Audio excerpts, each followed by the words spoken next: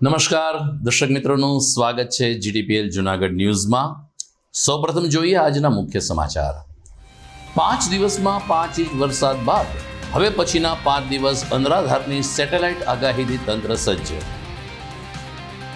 700થી વધુ cycle સવારોએ drugs વિરોધી દિનની ઉજવણીમાં ભાગ લઈ નશા મુક્ત જુનાગઢના સંકલ્પને વધુ દ્રઢ બનાવ્યો। શિક્ષા મંત્રીએ આપી લીલી ઝંડી।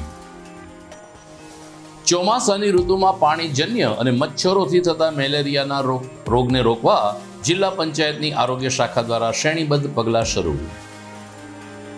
અને શહેરમાં શરૂ થયેલ પુસ્તક પરબના અભિયાનને વધાવતા વાંચન પ્રેમી નગરજનો દર રવિવારે વાંચવા મળશે નવા વિવિધ પુસ્તકો। આ તમામ સમાચાર આપણે વિસ્તારથી જોઈએ તે પહેલા લઈએ એક બ્રેક।